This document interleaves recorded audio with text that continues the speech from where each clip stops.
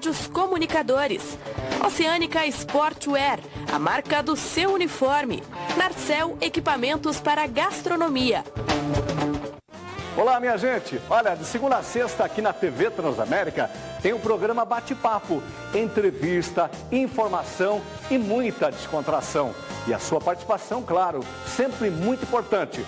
Anote, segunda a sexta aqui na Transamérica, programa Bate-Papo, com apoio de Acesso Saúde. O que é urgente para você? Para muitas famílias, a prioridade é não morrer de frio. Eu agradeço todo mundo que está doando os cobertor por causa do frio, né? Para esquentar meus filhos, principalmente, né? Quando a LBV chamar, diga sim.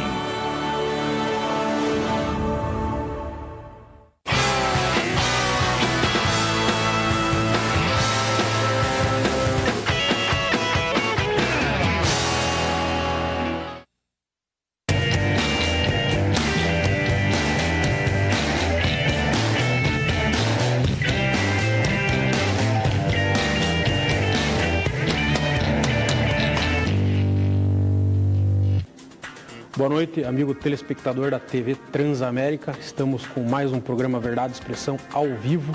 Lembrando que esse programa é transmitido pelo canal 59 UHF, pelo Facebook, na página da TV Transamérica, na página do programa Verdade e Expressão e também pelo site www.verdadeexpressão.com.br. Se você quiser participar com a gente, pode comentar no timeline da TV Transamérica no Facebook ou então mandar um WhatsApp para a gente no 99613-3677. Hoje, dando sequência à série de entrevistas com os deputados do Estado do Paraná, hoje estamos recebendo aqui o deputado estadual do PSDB, Mauro Moraes. Boa noite, deputado. Tudo bem? Boa noite, Rafael. Boa noite a todos os telespectadores da TV Transamérica. Uma honra, uma satisfação muito grande poder estar aqui nesse momento para poder falar com você e transmitir aí à população do Estado do Paraná toda a nossa atuação frente à Assembleia Legislativa do Estado do Paraná. Deputado, eu estava olhando aqui teu currículo, consta que você é advogado. Chegou já a atuar como advogado? No início da carreira, sim, mas logo em seguida já nos elegemos pela primeira vez. Aliás, é o único político no Paraná que tem 9 mandatos seguidos, 5 como vereador da capital e 4 como deputado, né? Então a gente advogou bem pouco, né? Mas algumas coisas. Você foi 5 vezes vereador, 4 vezes. 5 vezes, né? Do último mandato você ficou só 2 anos. Exato. E nunca pintou o interesse de repente de disputar uma prefeitura? Nós até disputamos a prefeitura em 86 com 10 segundos de televisão, nem me lembro o ano, né? Que era pelo PL, só para uma exposição de mídia. Assim mesmo fizemos, acho que na ocasião 7, 8% dos votos, foram 60 e poucos mil votos, né? Uma exposição de mídia, porque nós tínhamos só 8 segundos de televisão, dava só para falar o nome, né? Mas surgiu a oportunidade, né, na sequência, mas nós preferimos, acho que a gente vem fazendo um trabalho extraordinário, principalmente na área de segurança, como deputado estadual, e a gente preferiu, né, dar sequência a isso. Até se cogitou agora no partido PSDB, era uma grande oportunidade, né, de ser candidato, uma vez que o Gustavo estava indo muito mal e não tinha nomes de expressão na cidade de Curitiba. O PSDB pensou em lançar o nosso nome, mas eu declinei e achei que não era o momento. Não, acho que nós temos que dar a continuidade, nos eleger mais uma vez deputado, aí sim podemos pensar em alguma coisa no futuro. E nesse tempo aí que o país está passando por uma grande crise política, como é ser deputado, enfrentando as dificuldades aí, o descrédito que o povo em geral vê em relação a político? Bem, eu acho que nós estamos vivenciando efetivamente, né, um tempo muito ruim para todos os políticos, mas eu acho que aquele que nunca transigiu em questão de honra, fé, ideal, aquele que tem integridade, lisura na cidade, pode sair de cabeça erguida nas ruas, que acontece comigo. Eu não mudei nem um pouco meu estilo de fazer política, que é estar permanentemente nos bairros da capital e também visitando o interior. Eu acho que o tratamento que a população tem pelo deputado Mauro Moraes, é o mesmo que tinha pelo vereador Mauro Moraes, é o mesmo que tem pelo vereador Beto Moraes, que nos sucedeu. Eu acho que, para quem tem a sua honra inatacável, eu acho que não tem que temer a população, não. Mas temos que concordar que nós estamos vivendo um momento ruim e acaba atingindo toda a classe política. Isso é normal. A gente estava conversando aqui antes de iniciar o programa, você me contou aqui, queria que você falasse para o nosso amigo telespectador que você já faz um trabalho bem grande junto à Assembleia Legislativa no que se refere à segurança do Estado do Paraná. Você é presidente atualmente da Comissão de Segurança Pública. Gostaria que você falasse sobre os principais trabalhos que você já realizou na área de segurança. Eu acho que são muitos, né? Tanto é verdade que nós temos aí há 8, 10 anos. Só emendando, e por que você resolveu ficar nessa área como deputado? Eu acho por amar a área, né? Ser um estudioso da área de segurança, pela necessidade premente que o Estado tem de fazer um investimento maior, muito mais na área de segurança. Eu acho que nós estamos vivendo uma verdadeira epidemia do crack. Eu acho que nós temos hoje uma inversão de valores. O cidadão de bem, que paga devidamente seus impostos, tem que estar trancado dentro de casa, enquanto o bandido está aí transitando livremente pelas ruas, pelas calçadas, ocupando nossos bosques, nossos jardinetes. Eu acho que nós temos que fazer alguma coisa. E eu tenho feito muito. É evidente, só uma andorinha não vai fazer o verão. Mas eu acho que tenho dado minha parcela de contribuição e eu acho que estou correspondendo inflexivelmente à confiança que a população tem no deputado Mauro Moraes nesta área de segurança. Tanto é verdade que, como disse, nós estamos aí no 9º mandato consecutivo. Já passamos por várias crises e ganhamos todas as eleições. Quando se acontece isso, evidentemente, a resposta da população favorável ao político que já está no mandato por vários e vários anos, é porque ele tem realizado um ótimo trabalho. E a população pode ter certeza que eu jamais aviltarei os meus ideais, jamais deixarei de corresponder à confiança do povo curitibano, do povo do estado do Paraná, jamais mutilarei a tradição deste povo maravilhoso do estado do Paraná. E tanto quanto possível estarei correspondendo à confiança da população. Estava vendo aqui, um dos seus feitos foi instituir o Dia do Policial Militar, 10 de agosto. Teve um trabalho que você fez na Assembleia Legislativa. Assim, nós estamos aí com uma atuação praticamente voltada a uma ilimitada confiança à população, né, do Paraná e, de modo especial, aos policiais militares e policiais civis. E eu instituí esse dia para que nós possamos, nesse dia, demonstrar, né, a nossa admiração que nós temos pela Polícia Militar do Estado. Sem dúvida nenhuma, a melhor polícia militar do Brasil. Trabalhamos no limite aqui no estado do Paraná. O policial não tem vale-refeição, o policial trabalha às vezes 24 horas por dia, o policial tem um salário bem aquém de suas necessidades, embora seja um dos melhores do Brasil, mas é bem aquém das necessidades aqui no estado do Paraná, que é um estado consideravelmente rico, considerando o estado da federação. Então, eu acho que o policial, você entendeu, merece que nós, nesses dias, possamos nos reportar a ele como aquele que coloca a sua própria vida em risco para proteger e servir a população. Na minha avaliação, talvez a maior, a mais nobre de todas as profissões do mundo, a única que eu conheço, que o cidadão coloca a sua vida em risco para servir, proteger os seus semelhantes. Então fica aqui os meus efusivos cumprimentos aos nossos policiais militares. E criar um dia para o nosso policial militar é simplesmente um ato de reconhecimento pelo brilhante trabalho que a Polícia Militar do Estado do Paraná faz em prol da população. Você defende, de fato, os direitos do policial militar e você observou, em determinado momento, aí, a questão da hora extra, do vale-refeição e do adicional de periculosidade e também o noturno. Gostaria que você falasse o que você pretende fazer para mudar isso daí. Você falou, eu já fiz. Todos isso aí, eu já apresentei projetos que foram veementemente negados pela Comissão de Justiça, foram arquivados. Até porque, vamos falar do vale-refeição. A Assembleia Legislativa tem vale-refeição, o Tribunal de Contas tem vale-refeição, o Tribunal de Justiça tem vale-refeição, o Ministério Público tem vale-refeição, e os policiais, como eu disse, que trabalham muitas vezes por 24 horas, alguns até 48 horas ininterruptas, não tem o vale-refeição. Isso não é inadmissível. Nós temos que criar o vale-refeição para os policiais militares, policiais civis do estado do Paraná. Disso eu não abro mão, vou continuar lutando, falei com o governador, ele me disse que até o final do mandato, se Deus quiser, nós vamos ter esse benefício tão esperado pela Polícia Militar e pela Polícia Civil do Estado do Paraná. Essa situação entra na questão do plano de carreira da Polícia Militar, que é um projeto também que você tem. Isso daí também está... Com certeza, nós não podemos, em hipótese nenhuma, considerar os iguais com desigualdade. Não existem oficiais e praças. A Polícia Militar é uma só. E se os oficiais têm um plano de carreira que não precisa fazer concurso, por que nós temos que fazer concurso interno, muitas vezes esperando 4, 5 anos para abrir algumas vagas para sargento, para cabos, se os nossos tenentes, capitães, majores já são promovidos automaticamente? Eu defendo e vou defender sempre promoção automática.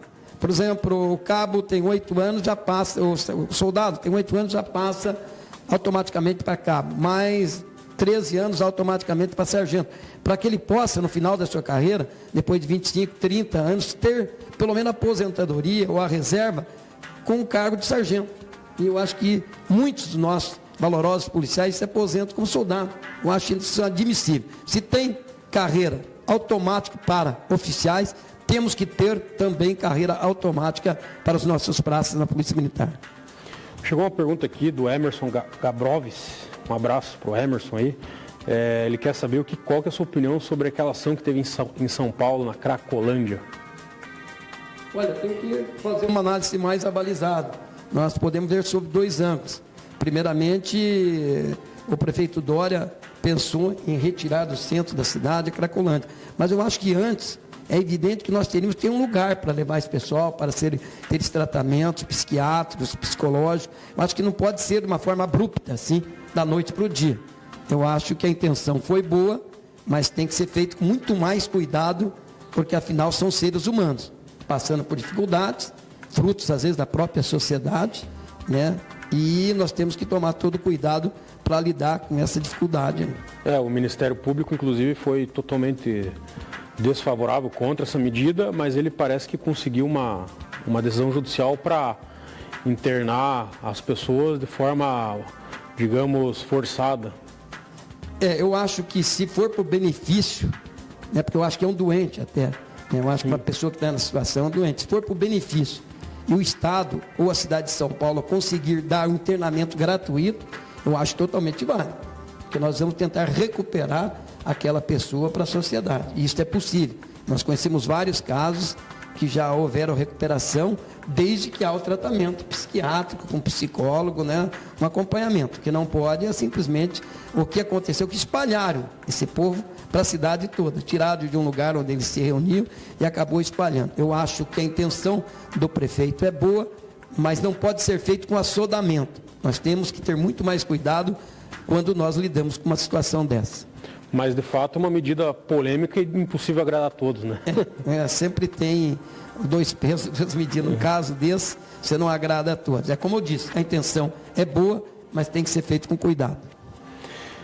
Você também defendeu a reintegração de policiais da reserva para a função administrativa. Eu gostaria que você falasse um pouco mais sobre isso. Até mesmo que ficaria muito mais barato para o Estado e nós teríamos pessoas altamente em condições. Muitos policiais com 45, 46 já estão na reserva.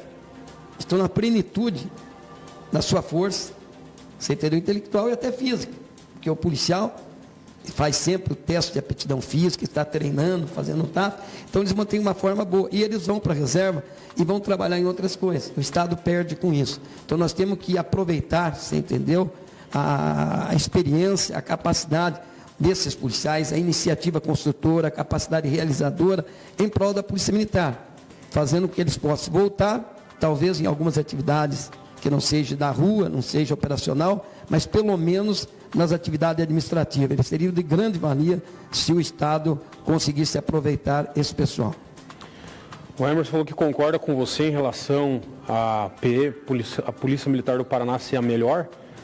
Ele lembrou do episódio do depoimento do Lula, que tudo saiu totalmente organizado, sem qualquer incidente mais grave.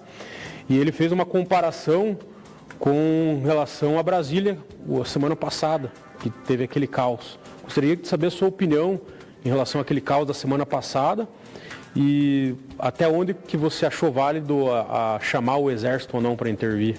Bem, eu acho que, não o Exército, eu acho que nós temos uma polícia altamente competente, militar em todo o Brasil, e muitas vezes eu acho que o Exército é a última coisa que o Estado deve recorrer. Eu acho que a Polícia Militar poderia estar num efetivo bem maior ali para conter os avanços, porque todos nós sabemos que existem infiltrações. Não é só manifestação pacífica. Nós já tivemos aqui no Paraná. Tinham pessoas com o rosto não identificado. Exato, coberto. Existem pessoas muito mal intencionadas que vão ali não para fazer protesto, vão para fazer balbúrdia, fazer bagunça, quebrar, depredar patrimônio público. Essas pessoas, obviamente, devem ser separadas daqueles que estão ali para se manifestar, você entendeu, pacificamente. Infelizmente, há infiltrações, e há infiltrações só são contidas com policiamento. Se não houver policiamento, aí nós estamos mesmo ferrados, como se diz na gíria aí, né? Nós temos que ter o policiamento, sim, para combater essas infiltrações. Agora, manifestação, obviamente, que é altamente, você entendeu, considerável e confessável.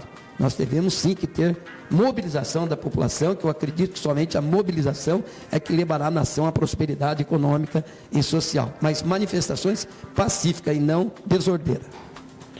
Gostaria que você falasse um pouco sobre os consegues. Qual que é a sua opinião sobre os consegues? Qual que é a importância de ter um consegue na sua região? Por exemplo, mora em tal bairro que não tem consegue, ou então vários municípios ainda não tem consegue. Qual que é a importância? Eu gostaria que você falasse. Eu acho que em todo lugar o Conselho de Segurança é de primacial importância para ajudar no combate à criminalidade, porque ele está ali no local, tendo pleno conhecimento, até sabendo quem que é ligado à criminalidade, quem não é, ele está morando ali na região. Normalmente isso é muito importante. Nem todos funcionam, nem todos funcionam. Muitos só montam e depois não fazem nada. Mas nós temos consegues aí que prestam serviços relevantes na área de segurança, auxiliando a Polícia Militar, auxiliando a Polícia Civil no combate à criminalidade. Eu dou nota 10 aos conselhos de segurança, principalmente a esses que funcionam efetivamente. E gostaria que você falasse um pouco mais no sentido do que é necessário, até tem uma pergunta aqui, para se criar um conselho de segurança. É necessário que naquele, por exemplo, bairro, algumas pessoas de bem, principalmente que queiram se juntar, e com o apoio da Polícia Militar, da Polícia Civil, que vão fazer parte do conselho, é só manifestar essa opinião. Nós temos uma diretoria na Secretaria de Segurança do Estado do Paraná, que coordena todos os consegues. Aqueles que quiserem nos bairros manifestar essa vontade de criar um consegue, só entrar em contato com essa diretoria da Secretaria de Segurança, demonstrando essa preocupação em querer participar, e pode ter certeza que a Secretaria dará toda a orientação e todo o apoio possível para a consecução desta vontade de se criar um Conselho de Segurança do seu bairro. A gente está com algumas reformas em discussão no âmbito nacional, e uma delas da Previdência. E você fez uma declaração sobre as aposentadorias de 8 ex-governadores, que são aproximadamente de R$30 mil. Gostaria que você comentasse esse fato. Não dá nem para comentar, isso é uma vergonha nacional. Nós temos que varrer da Constituição o artigo que criou, você entendeu? Esse absurdo, que é um ex-governador ficar no cargo por alguns meses, o que fica mais tempo fica 4 anos. Alguns ficam alguns meses e levam para o resto da vida uma aposentadoria superior a R$30 mil. Isso é uma vergonha, até porque eles nunca contribuíram com um centavo sequer para a Previdência do Estado. Enquanto trabalhador comum tem que trabalhar 35 anos para se aposentar com um salário miserável. Eu sou totalmente avesso a esse tipo de aposentadoria. Graças a Deus, quando era vereador, nós acabamos na Câmara Municipal. Hoje o deputado estadual não tem mais aposentadoria, porque também acabamos na Assembleia Legislativa do Estado, ainda tem no Congresso, o deputado federal tem que acabar com todas essas aposentadorias especiais. Estão falando em mudar a Previdência do Brasil, estão querendo colocar 49 anos para o coitado trabalhador se aposentar. O que é isso, gente? Tem que acabar com essas mordomias, acabar com aposentadorias especiais. Essa sim é uma vergonha. Por isso, volto a dizer, conclamo a todos para que possamos nos mobilizarmos, porque eu vou reapresentar esta PEC no Legislativo do Estado do Paraná, para que nós possamos ser vitoriosos. Por que perdemos? Por 3 ou 4 votos na última votação? Porque muitos deputados são amigos de ex-governadores. Eles foram deputados quando esses senhores que estão aí em cargos da República, ou são milionários, não precisam de aposentadoria do Estado, nenhum deles, pode ter certeza disso. Quem precisa ganha um salário miserável. E quem é aposentado sem nunca contribuir, ganha um salário exageradamente alto. E vou dizer mais, se morrer, a viúva continua recebendo. Um verdadeiro absurdo o que acontece no estado do Paraná e mais, se me não falha a memória, em 5 estados da federação.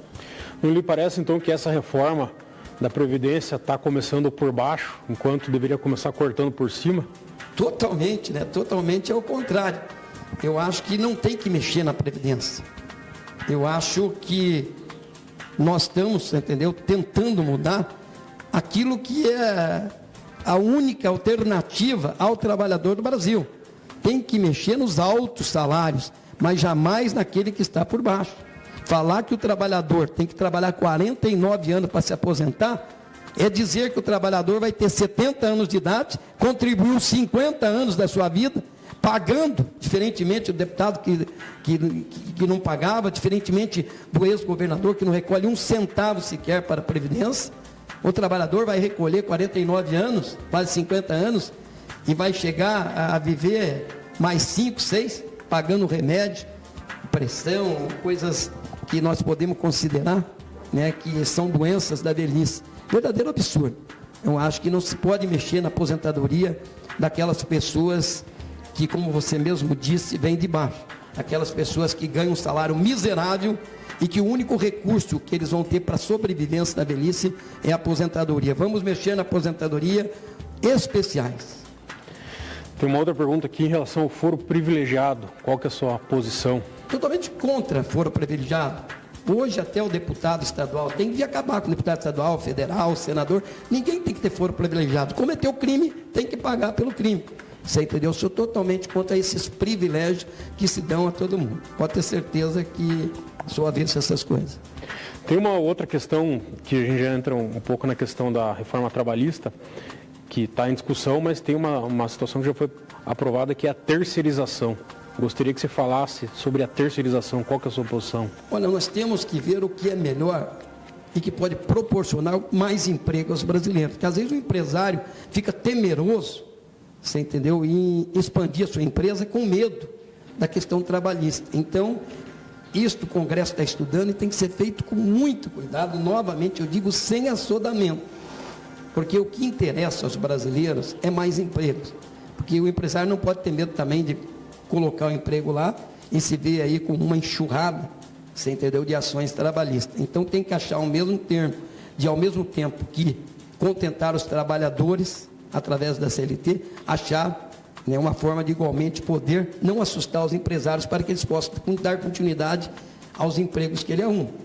Nós não podemos admitir que hoje o Brasil passou aí de 12 milhões para 14 milhões de desempregados. Em considerando que tem mais 10 milhões de pessoas que recebem o Bolsa Família, nós estamos aí praticamente com 24 milhões de desempregados. Um verdadeiro absurdo para um país, né, próspero como o Brasil. E em relação a essa reforma trabalhista, qual que é a sua opinião? A gente tem algumas alterações aí, tal. Eu como advogado, acho que, por exemplo, é um absurdo a alteração em relação à questão da justiça gratuita, que está se limitando o valor para a concessão da justiça gratuita. A gente sabe que no judiciário, às vezes a pessoa ganha lá 3, 4 mil reais, só que ela tem 4, 5 filhos, como que ela vai ter condições de pagar custos para entrar na justiça? E também a questão dos honorários, se você entrar com um pedido e você vier perder, você tem que pagar o advogado da outra parte. Gostaria que você falasse algum sobre essa. Esse caso é uma forma que estão, infelizmente, achando para, você entendeu, prejudicar o trabalhador. Eu acho que... Para evitar dele entrar na justiça. Né? Fazer com que ele evite. Né? Que por ele vai ter que pagar advogado, aí o cara fala, puxa, isso aí para mim, eu vou deixar como está, é pior. Eu acho que é uma forma que, infelizmente, estão achando aí para, essa sim, prejudicar o trabalhador. Em relação à questão de possibilidade de parcelamento das férias em até 3 vezes. Né? Eu acho que, até dependendo das condições que estão, as empresas hoje no Brasil também passando por dificuldades imensas, eu acho que o parcelamento das férias pode ser, acho que, desde que haja um acordo entre empregado e patrão, acho que tudo devia ser feito com acordo, você entendeu? Entre empregado e patrões, para que se evite, você entendeu? Até porque, é o que eu disse, o que nós temos que dar relevância é um emprego. Né? Até essa reforma trabalhista admitiu que o patrão e o empregado façam algumas negociações diretas sobrepondo a lei. Qual que é a sua opinião disso? Isso eu acho corretíssimo. Eu acho a manifestação das duas partes o mais correto de todos. Quando eu vou trabalhar numa empresa, eu estou sujeito às condições da empresa. A empresa também tem que estar sujeita às condições do trabalhador, dentro da legislação. Mas se houver acordo entre patrão e empregado, eu acho que deve prevalecer sim. É a manifestação das duas partes, da vontade de ambas as partes. Se eu quero acertar com o meu patrão, o patrão quer acertar comigo, eu não vejo por que não haver esse acordo. Legal. Você é do PSDB e hoje nós temos o vice-prefeito, Eduardo Pimentel, que é do PSDB também. Eu gostaria que se fizesse uma avaliação hoje da atual administração do Rafael Greca. Está no início, né? É o comecinho da nova administração, é difícil fazer uma avaliação.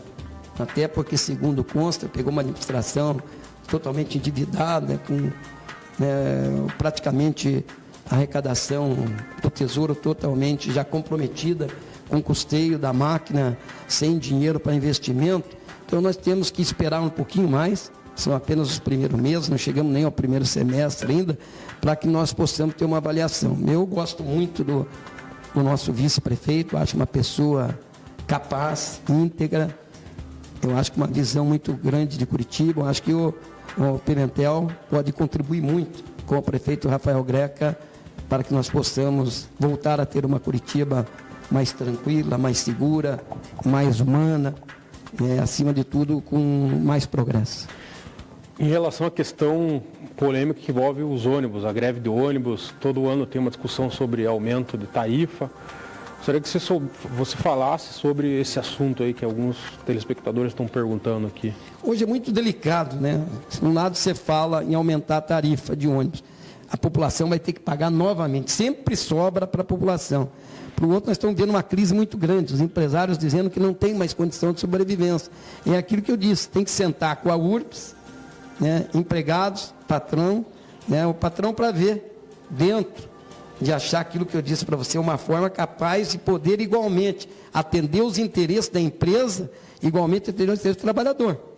Não existem condições, às vezes dá um aumento, às vezes não existe. Tem empresas que estão falindo, não tem mais condições de pagar aquele aumento aos funcionários. E essa é a realidade brasileira hoje. Por isso os 14 milhões de desempregados e aumentando sistematicamente a cada ano que passa. Então nós temos que ter cuidado, porque se a gente começar a exigir muito das empresas, evidentemente que poderá levar as empresas à falência e quem vai pagar novamente é o trabalhador. Então eu acho que o que devemos priorizar é a manutenção dos empregos. Como o trabalhador disse para mim mesmo, bem, eu sei que eu não teve aumento. Vamos supor o próprio estado do Paraná. Foi o único estado que deu aumento no ano passado. 10,67. Nenhum estado mais da federação deu aumento nenhum para o servidor do estado. O Paraná deu, mas este ano o Paraná não pôde mais dar, porque se desse seria 3 bilhões de reais e com isso poderia chegar agora em julho, agosto, sem condições nenhuma de pagar mais o funcionalismo. Então nós entramos no sacrifício que outros estados já estavam há muito mais anos, neste ano, em que foi congelado o trabalho do servidor, para que nós pudéssemos fazer o que nós estamos fazendo.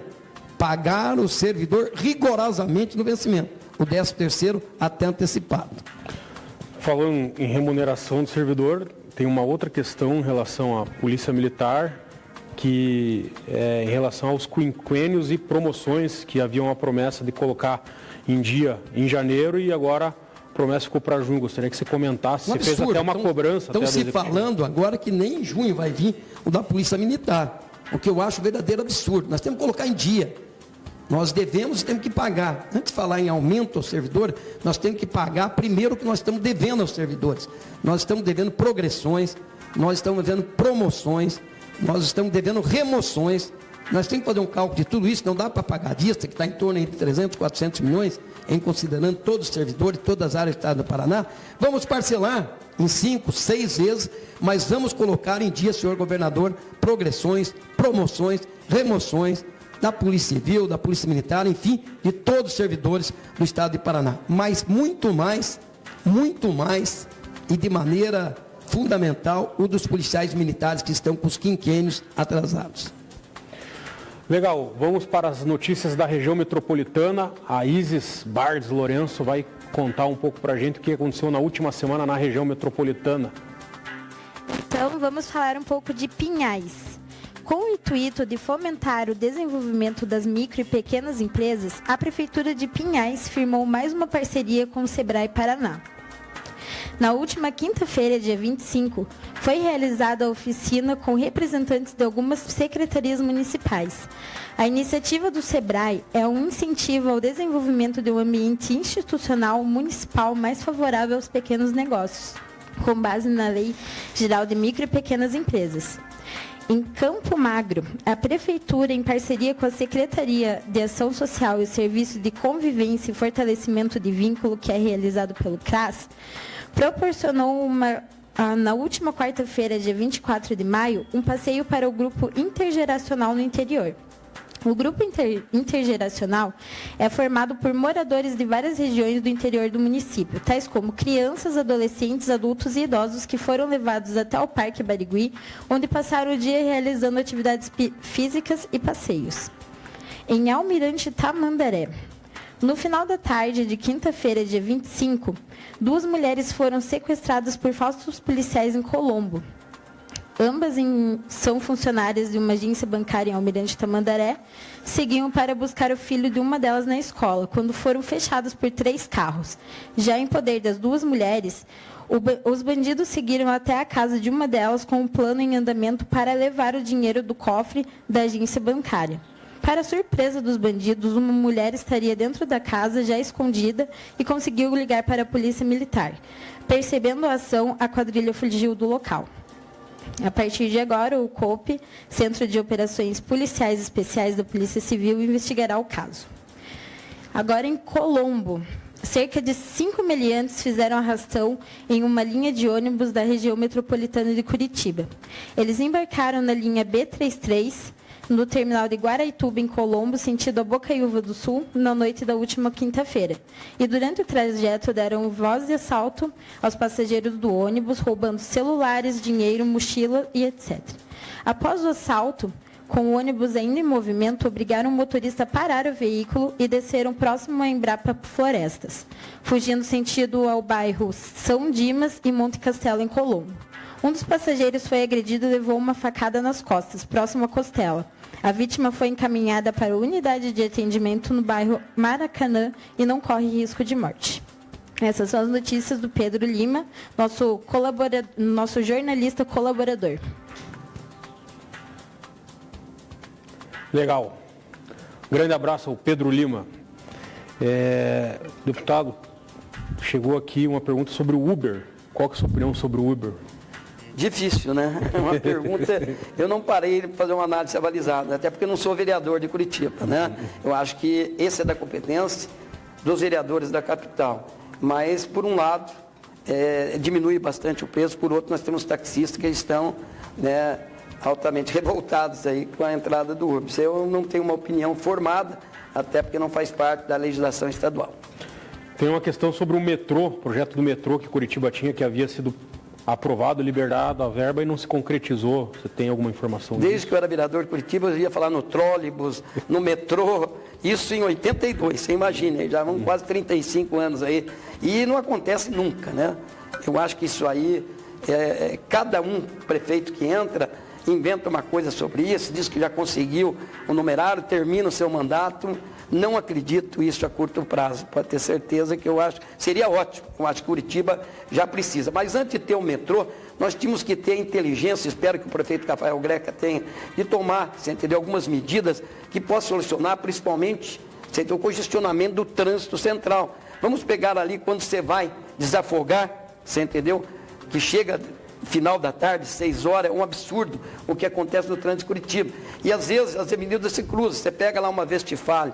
Eu acho que ali, em alguns cruzamentos, como nós temos Iguaçu, Silva Jardim, Vestifale, bastava que nós tivéssemos naquela localidade trincheiras que solucionaria assim, a 7 de setembro passaria por cima, a Vestifale e outras avenidas que cortam, obviamente 24 de maio passariam, né, subterraneamente, fazendo que desafogasse totalmente. São medidas muito mais baratas e que resolveria de forma maravilhosa o trânsito da cidade de Curitiba. Então essas avenidas Visconde Guarapava, 7 de setembro, 24, essas umas, Silva Jardim, é que estão desafogadas, e isso com algumas trincheiras nós poderíamos desafogar o trânsito da cidade de Curitiba.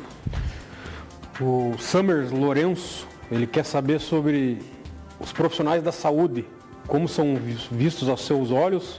Precisamos de auxílio e apoio. Gostaria que você falasse. Total apoio aos servidores da saúde. Eu acho que dentro das possibilidades, tudo que foi para que pudesse colaborar com os servidores da saúde lá no Legislativo do Estado do Paraná, nós votávamos favoravelmente. Continuamos inteiramente à disposição em qualquer matéria nesse sentido que aparecer no Legislativo, pode ter certeza que pelo menos o deputado Mauro Moraes estará votando favoravelmente. Legal. Em relação à Lava Jato, que é um assunto polêmico, tem muitas críticas em relação à Operação Lava Jato e tem muitos fãs aí da Operação Lava Jato. Eu gostaria que você falasse um pouco sobre a Lava Jato. Falar o que sobre Lava Jato, né? Um verdadeiro absurdo que está acontecendo no nosso país, onde a cada dia que passa a gente vê mais políticos, empresários envolvidos nesse escândalo Lava Jato. Eu acho que nós tínhamos que fazer uma limpa mesmo. Isso compete à população. A população, através do seu voto, pode fazer essa varredura. Pode tirar de circulação esses maus políticos que transigem questão de honra, de fé, de ideal, de integridade, de lisura, de honestidade. Use o seu voto para mudar essa sua situação. Isso é muito importante. Afianço-lhes com toda a sinceridade e convicção que nos 35 anos de mandato que eu tive, jamais transigi nessas questões.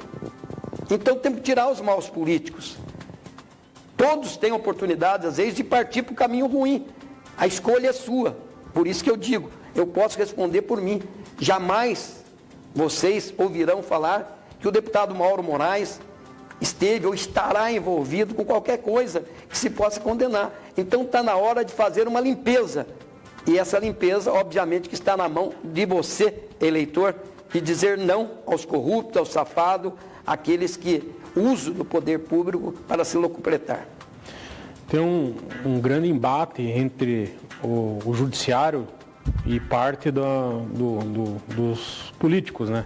Inclusive entrou até em pauta aí a discussão sobre a lei de abuso de autoridade. Gostaria que você falasse sobre essa lei aí. Temos que ter cautela quando se fala que vai mexer, né, e mudar a questão do judiciário.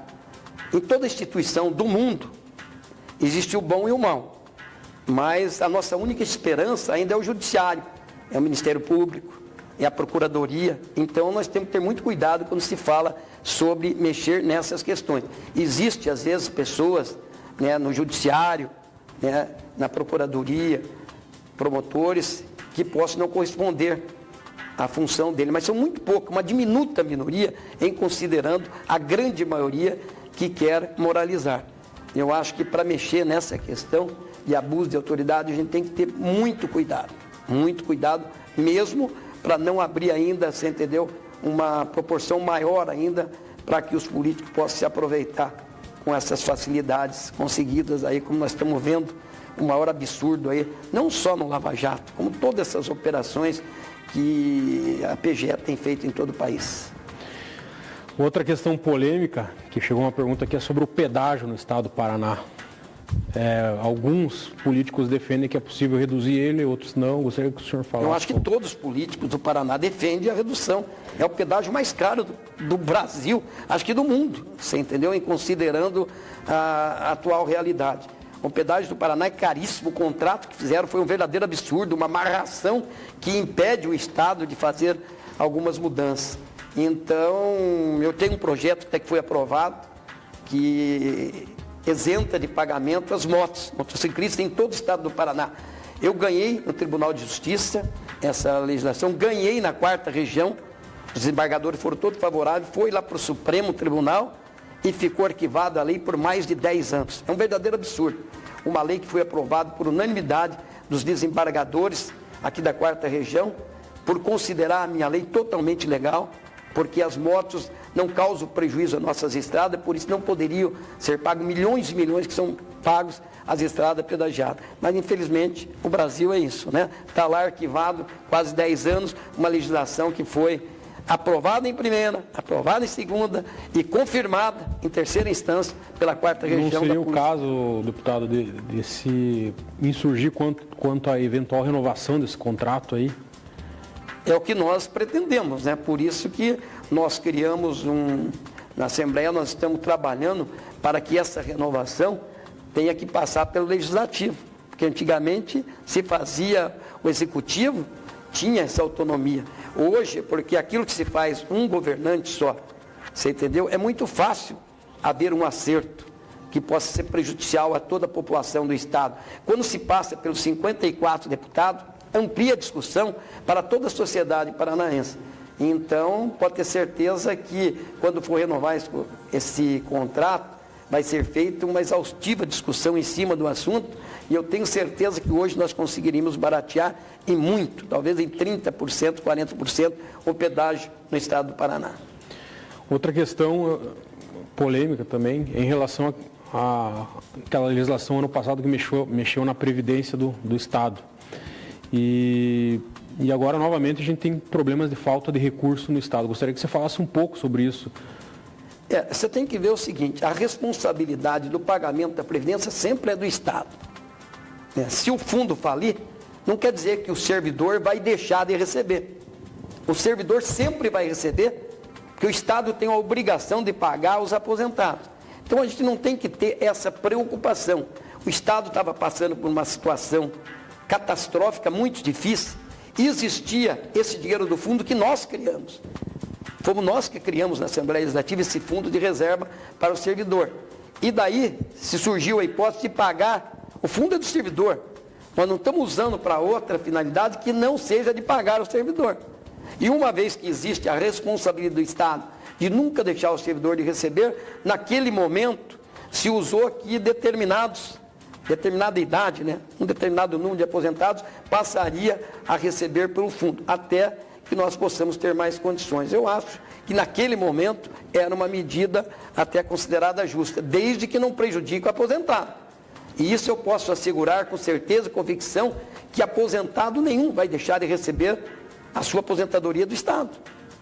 Porque mesmo que o fundo não tenha um centavo, o Estado é obrigado a pagar todos os servidores aposentados. Pergunta que chegou aqui em relação aos professores do Estado. A gente teve aquele episódio ano passado envolvendo aquela batalha que a gente teve lá no Centro Cívico. Gostaria que você falasse um pouco desse ocorrido. Situação delicada, né? É evidente que a gente não concordou com a proporção que tomou, porque virou uma batalha realmente, aquilo que era para virar uma batalha ali legislativa, acabou virando uma batalha campal. Eu acho que até onde chegou, eu acho que extrapolou todos os limites daquilo que nós pensávamos que poderia. Por outro lado, nós não podemos também ser, você entendeu, pautado pela CUT. O legislador está lá para votar, nós não podemos ser impedidos de votar. Nós queríamos votar e na primeira tentativa nós fomos impedidos. Quem legitimamente representa o povo do Estado do Pará somos nós, que fomos eleitos pelo povo.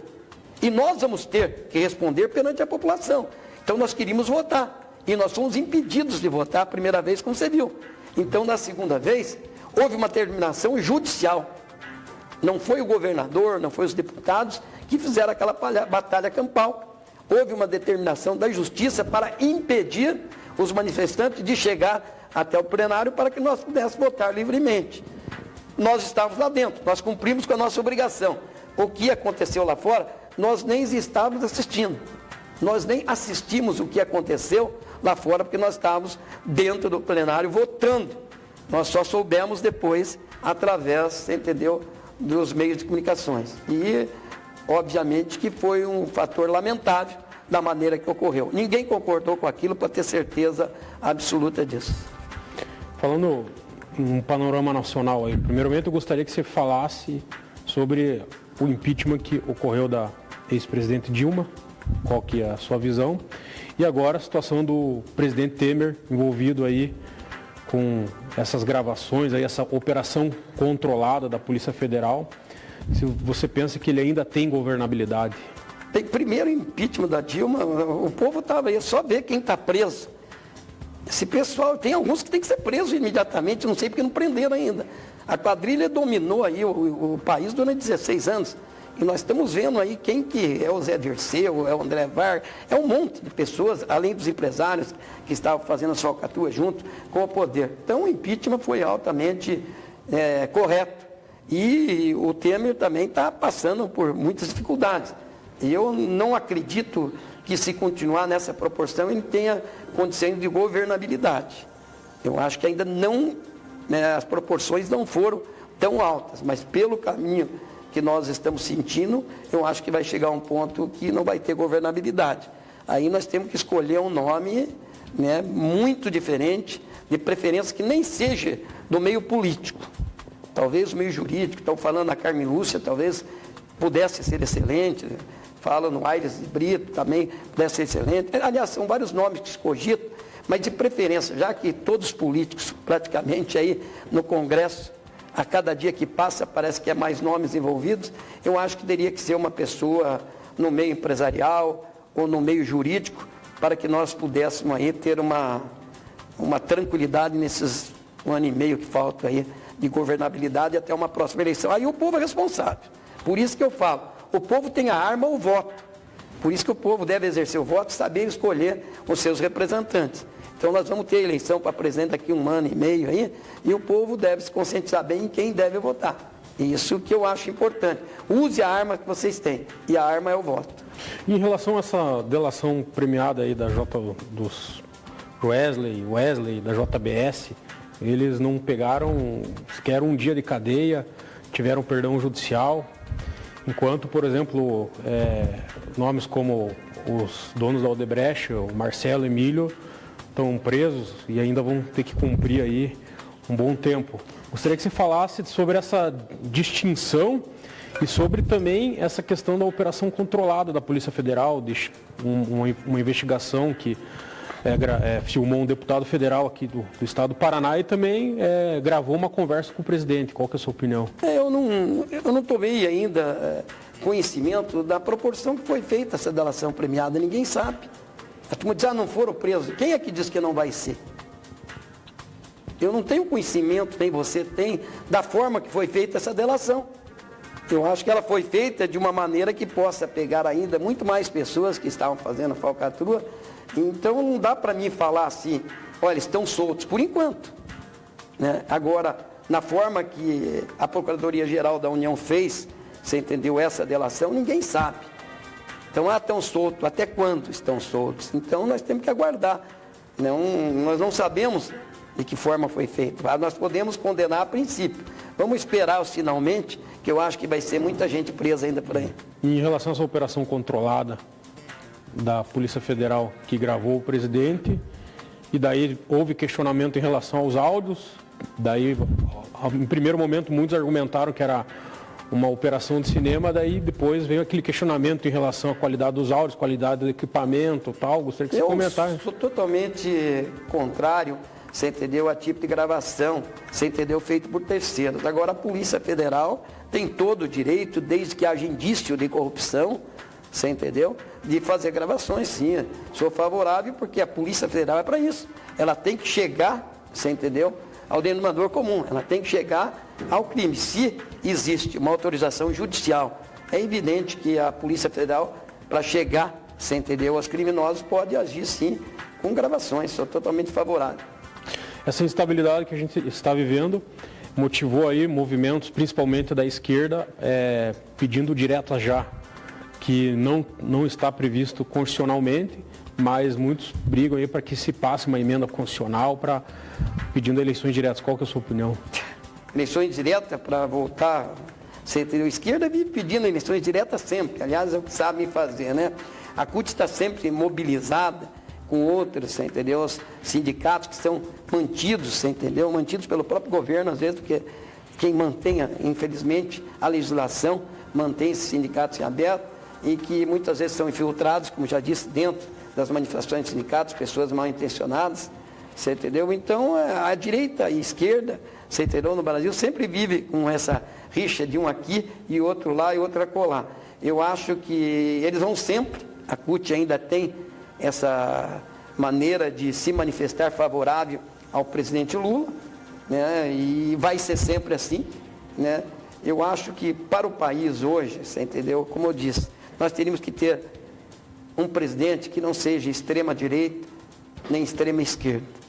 Um homem bem ponderado, com conduta ilibada, com integridade, com lisura, com honestidade acima de tudo.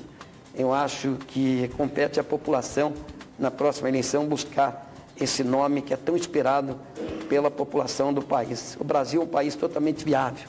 É a corrupção que mostra essa cara feia do Brasil, né, para todo mundo.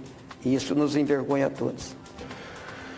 Falando em eleições, o ano que vem nós vamos ter eleições e temos alguns nomes para presidente. Um deles é o ex-presidente Lula, né, se chegar vivo até lá, né, eleitoralmente, se não tiver nenhuma condenação criminal em segundo grau.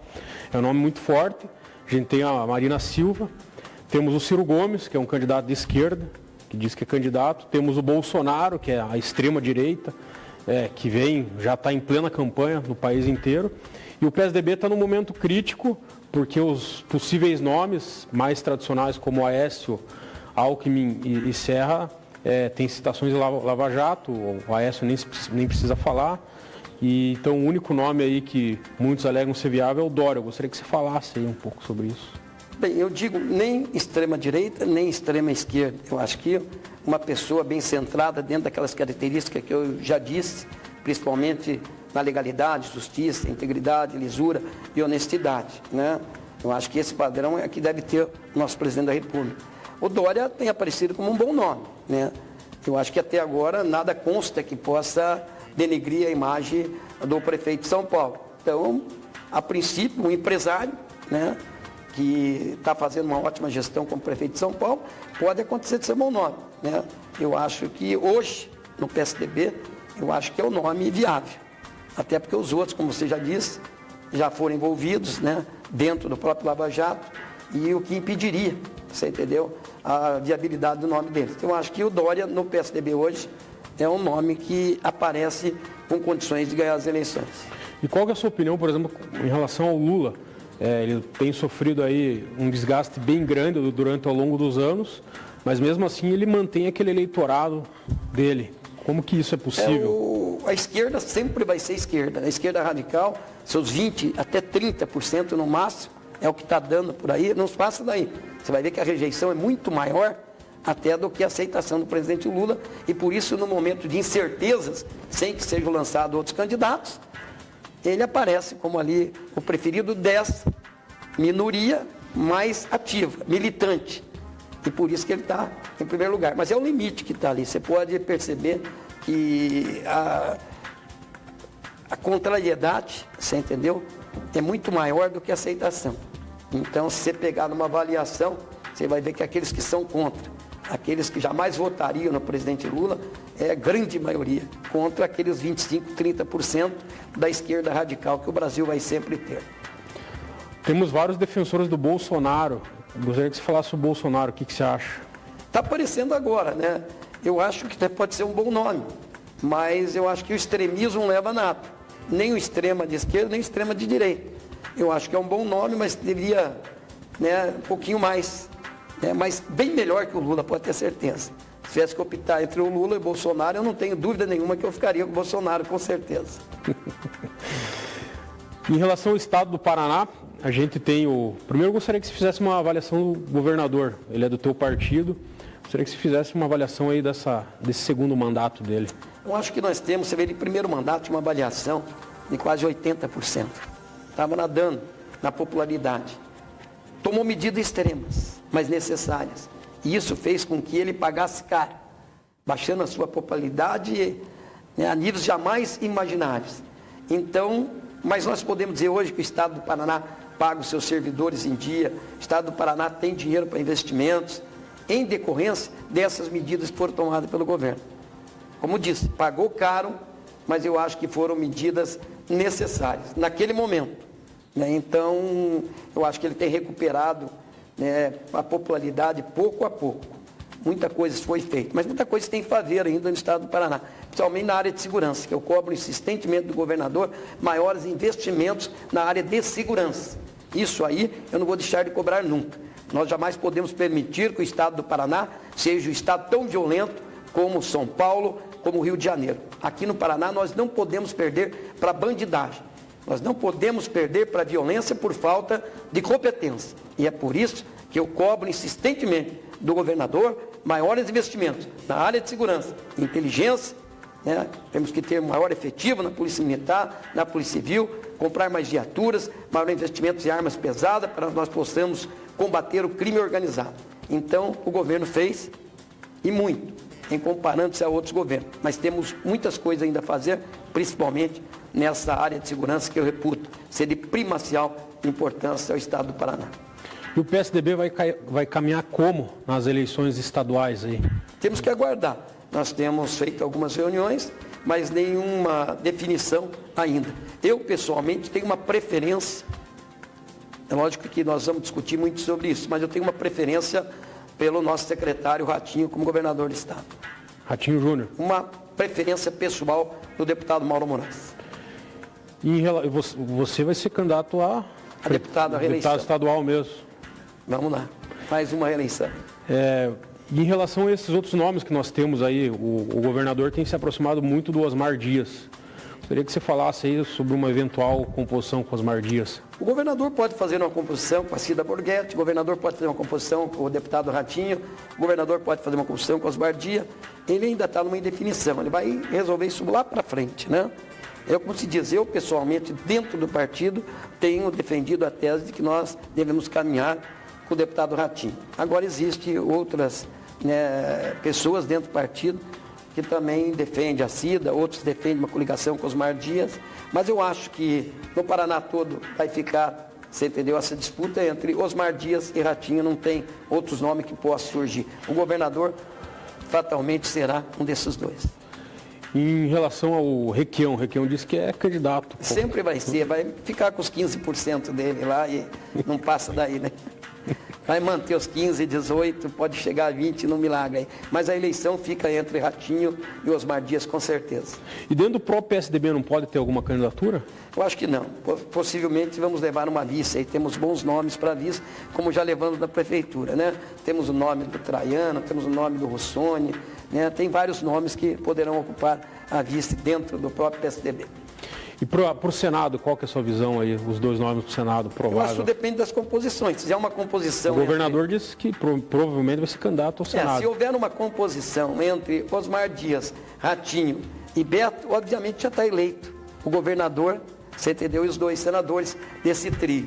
Existe uma conversa inicial de que o Ratinho e o Osmar teriam feito um trato de que aquele que tivesse melhor, obviamente que iria ser candidato a governador, e o segundo seria senador, e o segundo candidato a senador seria, obviamente, o Beto Richa. Eu acho que daí a chapa estaria eleita. Ninguém fora daí ganharia as eleições.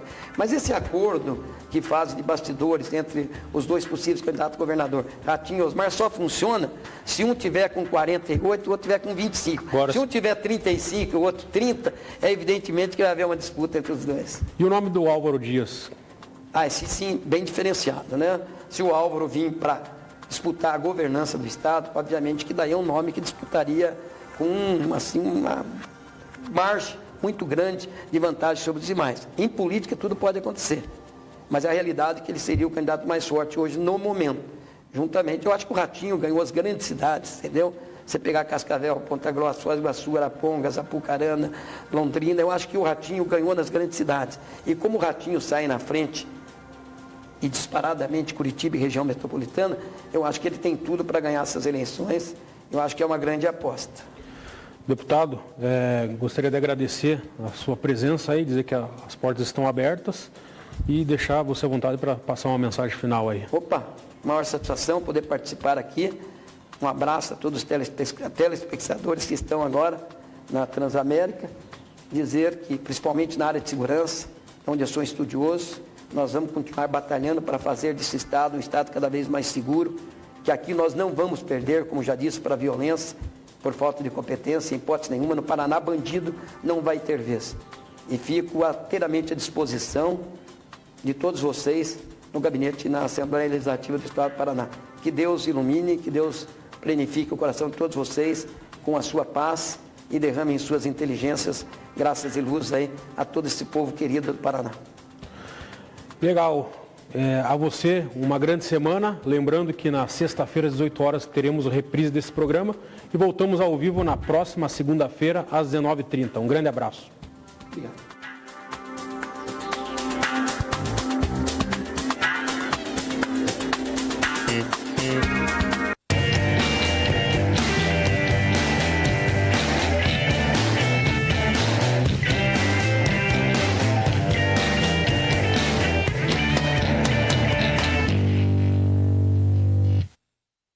Agradeço todo mundo que está doando os cobertor por causa do frio, né? Para esquentar meus filhos, principalmente, né? Quando a LBV chamar, diga sim.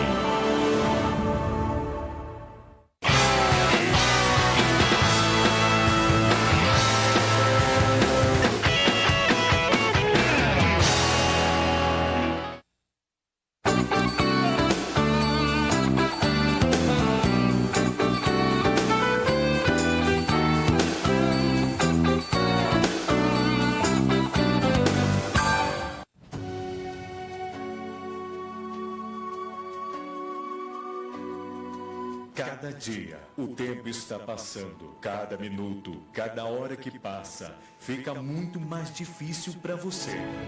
Problemas, dívidas, doenças, desespero, brigas na família. É hora de restauração, É hora de vitória. É hora de você mudar de vida. É hora de buscar a Deus. Programa Hora dos Milagres. Um programa da Santa Igreja das Nações Unidas. Ministério Bispo Moisés Amaro. Anunciar entre as nações a sua glória. Entre todos os povos as suas maravilhas.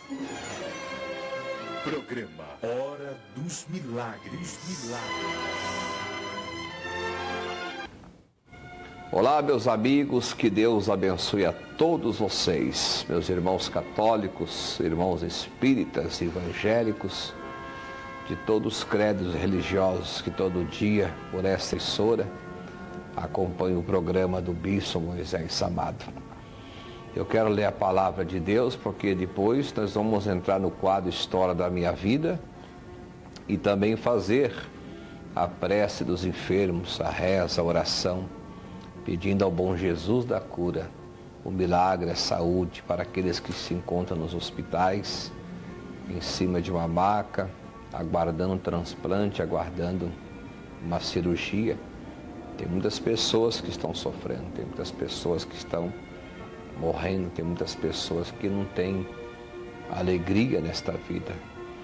Então nós vamos orar por essas pessoas, inclusive aquelas que estão em casa, e orar pelas pessoas que todos os domingos às 9h30 da manhã estão ali firme e forte nas grandes campanhas milagrosas, nas campanhas de curas espirituais, fazendo seus tratamentos espirituais na Rua Prefeito João Moreira Garcês, número 101. Domingo, às 9h30 da manhã, uma explosão de curas e milagres, meus filhos. O povo chega de longe, dos interiores, do sítio, da região metropolitana, de outro estado, de outra cidade, para poder consultar, para poder participar das grandes campanhas de curas e milagres.